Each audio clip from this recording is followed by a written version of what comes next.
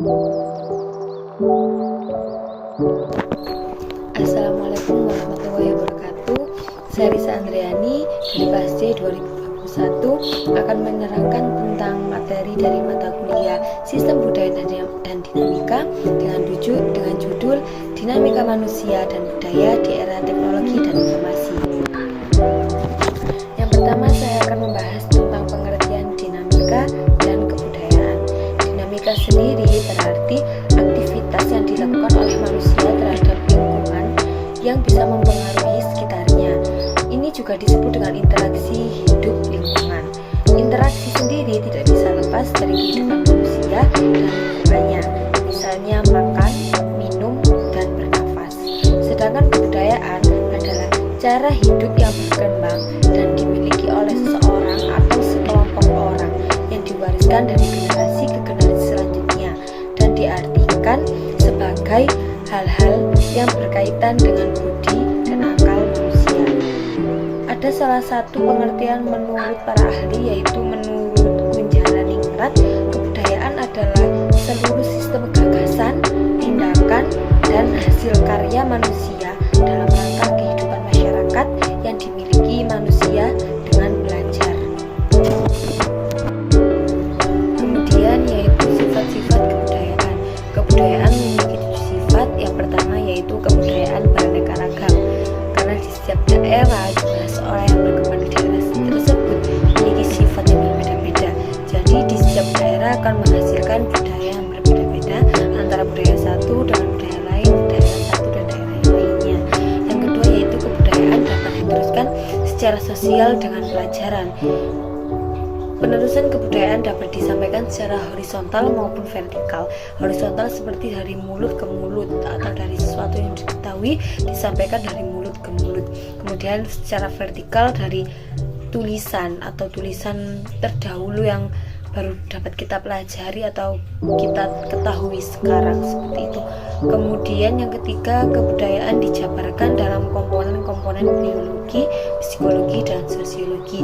Tiga komponen ini adalah komponen yang membentuk pribadi manusia. Jadi dari tiga komponen ini, manusia dapat ikut andil dalam pembentukan suatu budaya. Kemudian yang keempat dari sifat kebudayaan adalah kebudayaan mempunyai struktur, misalnya petani. Yang dibutuhkan petani adalah baja dan cangkul. Baja dan cangkul ini adalah struktur yang paling kecil dari kebudayaan petani, seperti itu. Yang kelima yaitu kebudayaan mempunyai nilai. Semua kebudayaan mempunyai nilai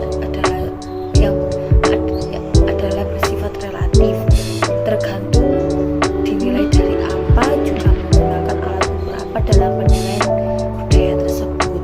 Yang keenam, kebudayaan mempunyai sifat statis dan dinamis.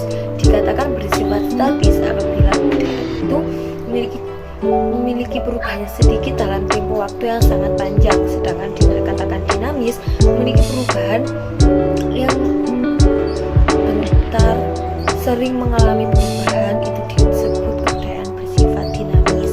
Kemudian yang ketujuh, kebudayaan dapat dibagi dalam bermacam-macam bidang dan aspek. Ada kebudayaan yang sifatnya rohani dan ada yang sifatnya kebendaan. Ada kebudayaan darat dan kebudayaan maritim. Ada juga kebudayaan menurut daerah atau suku atau bangsa. Semuanya tergantung pada siapa yang membedakan dan untuk apa diadakannya budaya tersebut. Kemudian proses dinamika kebudayaan. Yang pertama yaitu akulturasi. Akulturasi adalah proses datangnya pengaruh kebudayaan asing, tidak serta-merta menghilangkan kebudayaan yang lama. Justru kedua kebudayaan tersebut bercampur padu sehingga menghasilkan suatu kebudayaan yang baru tanpa harus kehilangan identitas kebudayaan masing-masing. Contohnya Masjid Menara Kudus. Masjid Menara Kudus adalah masjid, juga ada corak Hindu. Jadi tidak menghilangkan Hindu, di sana juga ada seperti bangunan Hindu namun masjid. Dua kebudayaan yang bercampur padu sehingga menghasilkan suatu kebudayaan yang baru. Contohnya yaitu Masjid Menara Kudus.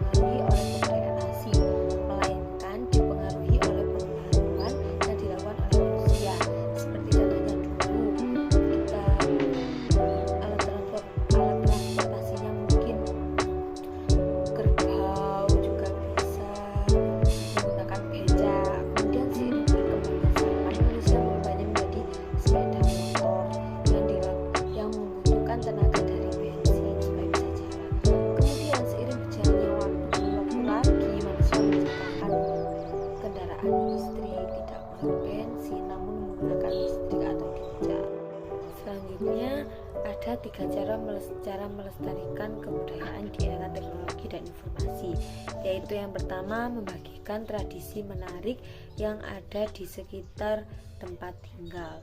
Cara efektif untuk memanfaatkan teknologi digital untuk mempromosikan budaya Indonesia sangat mudah untuk dilakukan. Menurut bangsa, dapat berbagi cerita tentang keunikan atau tradisi-tradisi yang dilakukan pada hari-hari tertentu, kemudian menceritakan dengan tujuan agar teman-teman yang berbeda pulau atau bahkan berbeda negara dapat mengetahui keberagaman yang dimiliki oleh Indonesia. Yang kedua, cara menawarkan produk khas yang dimiliki daerah. Menawarkan produk yang hanya terdapat di daerah tersebut terbukti efektif untuk memperkenalkan budaya yang mungkin asing bagi sebagian orang. Hal ini membuktikan bahwa teknologi digital dapat mempermudah para penerus bangsa untuk saling bertukar informasi tentang kebudayaan yang dimiliki. Maraknya pembelian kain tenun yang ada di Nusa Tenggara Timur adalah merupakan salah satu contoh keberhasilan dalam upaya memperkenalkan produk dalam negeri. Kemudian yang ketiga dan yang terakhir yaitu memanfaatkan teknologi digital untuk meningkatkan pariwisata. Sering kita temui foto-foto menarik yang dipajang di media sosial, keindahan alam suatu daerah dengan keelokan tradisi yang dimiliki dan juga berbeda-beda di daerah tersebut. Hal ini juga merupakan dampak positif pemanfaatan teknologi digital. Tujuannya untuk menarik perhatian banyak pasang mata agar tertarik dan berkeinginan menuju tempat indah yang dipromosikan tersebut. Sekian materi yang bisa saya sampaikan dari dinamika manusia dan kebudayaan Indonesia di era teknologi dan informasi. Terima kasih atas perhatiannya. Saya Risa Andriani, mohon maaf dan terima kasih. Assalamualaikum warahmatullahi wabarakatuh.